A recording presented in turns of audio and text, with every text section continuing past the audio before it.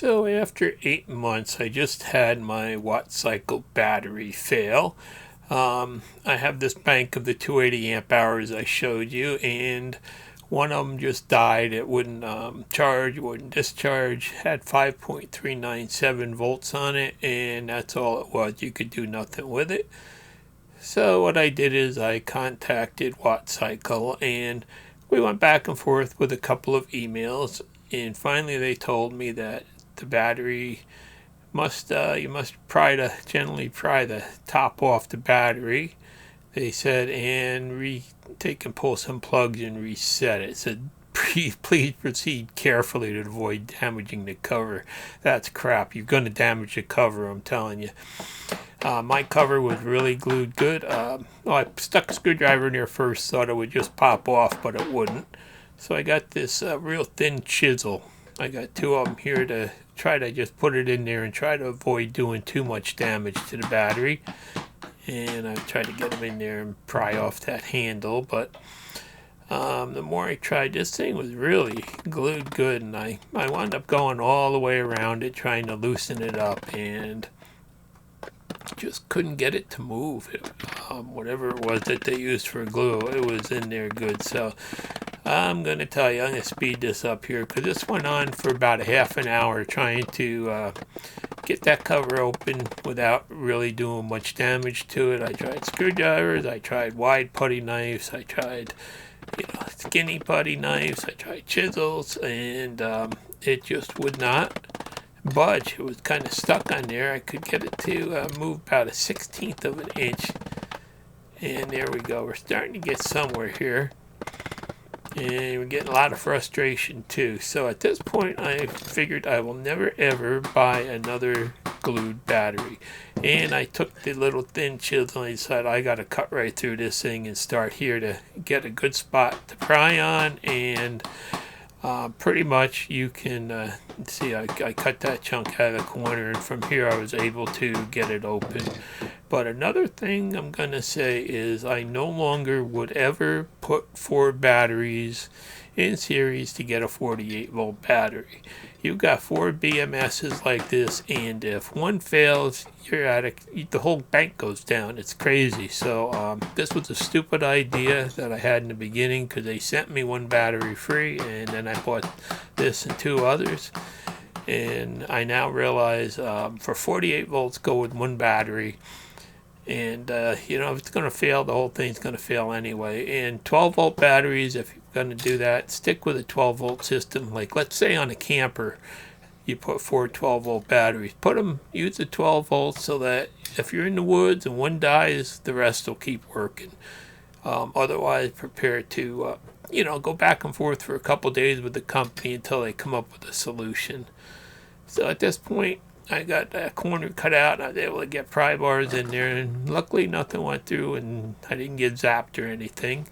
So I'm not going to say this is the best way to do it, but really have to be careful. And I really didn't feel comfortable taking this off from the beginning, but that was the only choice that Wattcycle gave me. So I just wanted to show you exactly what I went through, and let you know the more I searched, the more this seems to be a common problem with their smart batteries. So I did this to this one, and now I'm probably going to see the rest of them shut down. And luckily, I check them every day, so that was a good thing. I found it quick. So here we are. We got the top off, and those 2 white plugs there have to be unplugged. Now, they're glued on there pretty good too, some kind of a silicone glue or something. So I wasn't able to just pull them off. So I tried to cut the glue on them and get them off before I broke the tabs off the PC board. And that one there, I just couldn't get the lock undone. The little one, I finally got the lock undone, and was able to really yank it off. And there's that one. But the other one still was stuck. Now they told me this should wake it up and bring it back to life. So apparently there's a feature where these things can go into shutdown with no notice or anything else, and just shut down and become useless. And you have to go through this. So definitely, if you're looking at batteries, I'm going to say just so you can repair them and get in there and fix them or replace a BMS, get something that's screwed together, not glued together. I guess they make them cheap, but they're almost throwaway if you don't want to go through this. So I couldn't cut through that one there, and finally I wound up taking my pair of cutting pliers. I couldn't get that unlocked on to get that off of there. The silicone was all stuck in it. So finally I just took the cutting pliers and I wound up cutting the lock off. So, it won't lock in there, but this battery's just going to be used in the rack, and I can just pop the top off again if something happens. Definitely not going to glue it back together.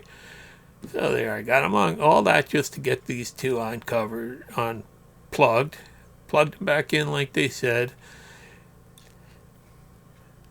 and all that just to do that. And now the battery's alive again. You can see I got 13.34 volts, so I'm seeing voltage on it. And I threw it. You can see that thing was really glued in there good. What a mess I made out of it, but I guess you get what you pay for. You buy cheap batteries, and this is what happens. So, put the charger, put it back together. I did not glue this. I couldn't really keep the top on. It didn't fit tight again. I just pounded it on, and I'll just leave it like that. Put it on the charger, and it would charge now. So, everything seems to be good. So I charged up this battery separately, and then I went back and I charged the rest of the bank.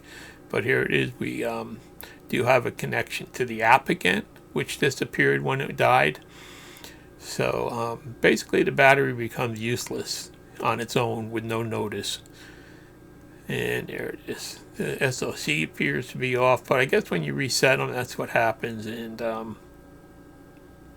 so everything looks good now. I got it charging, and I've got the other three charging in the bank too separately. You want to get them all back up to the system voltage, and then I won't turn them back on until the system is up to full voltage. But there it is, all charged up. So it did work, did charge, did reset the SoC.